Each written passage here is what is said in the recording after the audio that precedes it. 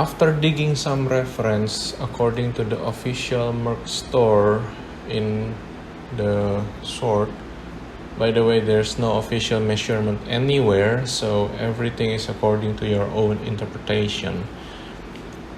The length of the sword size, approximately 1125 milliliters, or probably around 44 inch.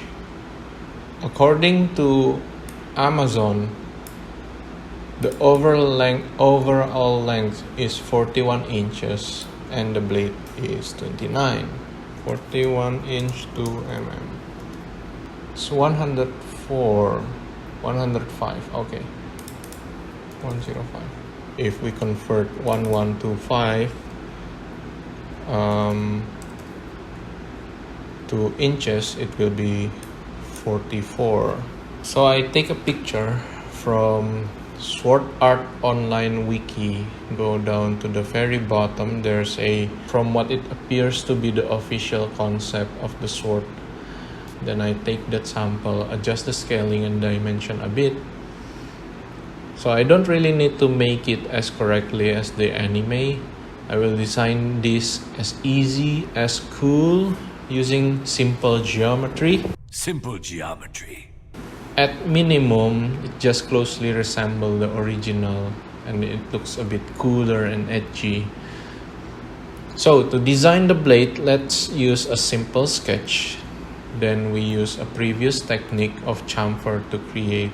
As you can see, if I take a square from top to bottom, it is around 1125 millimeters that I mentioned earlier. But then we will now start around here at the base.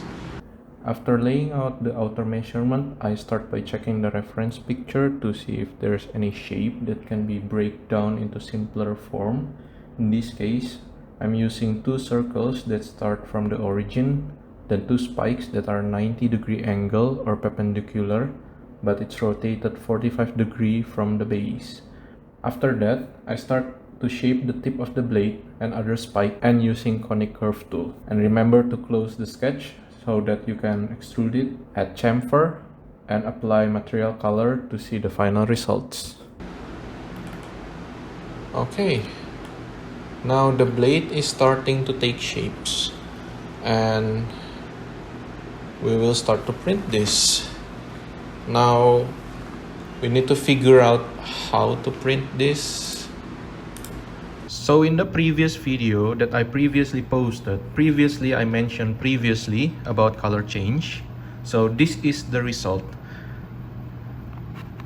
I only change the top 2 or top 3 layers.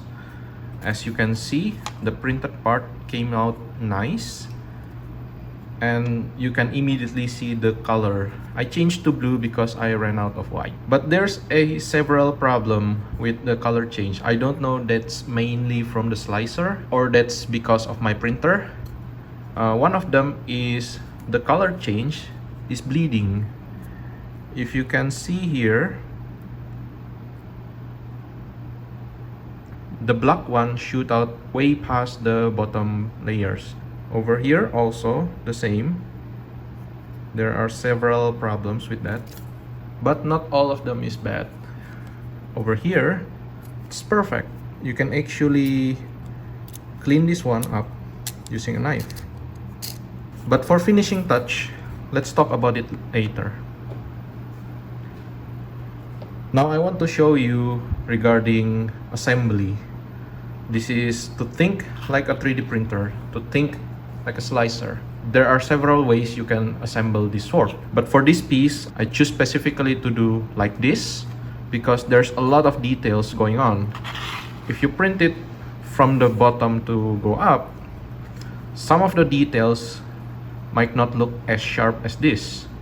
Let's see what happens if we slice the model like this. This is several parts of the sword. Just imagine this one is a long sword. You can assemble the sword like this. There are several problems to this kind of orientation. First, as you can see, there will be round corners. So even though you will not notice from far away, it's still there. And then the other disadvantage is that if you print this horizontally, it will take too much space of the print bed. And the other issue, even if it's rare or common, sometimes common, is a warping issue. As you can see from these two pieces together, it will not form a tight cutting edge. The other way you can print this sort is to stack it vertically, like this. So you can get the feel of the blade thickness from this model. And also when you align this part, it will align perfectly. But the main disadvantage of this orientation is that you cannot print multiple colors. You cannot change the color at all because of the way the print. There's also a handy feature in Prusa Slicer called Add Connector in the cut tools.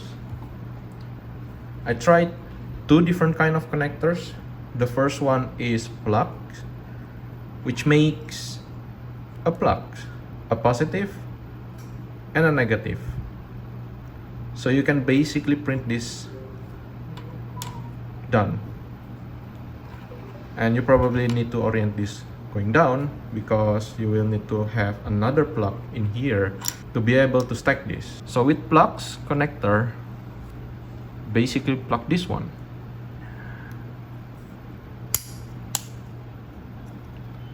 So this will be the connection to all the sorts.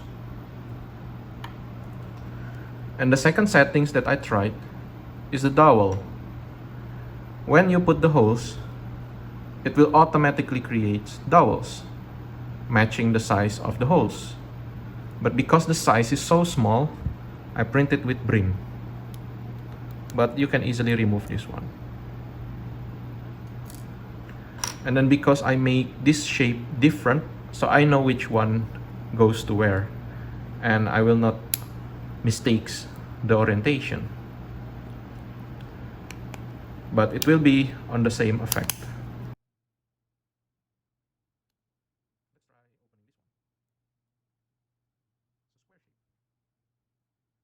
Where does it go? The square hole.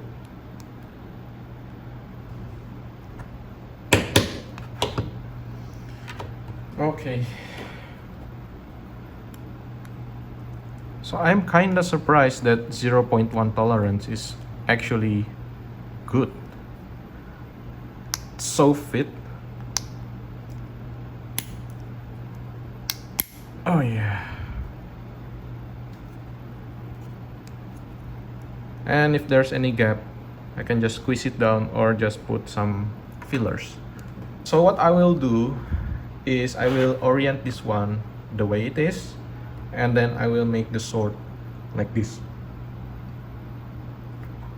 And later on, I will just make the connection of two halves like this, and then join this one again to make the sword all the way to the end. So that's all for the designing of the blade. In the next video, I will create the handle. So I'll see you in the next video. Ciao.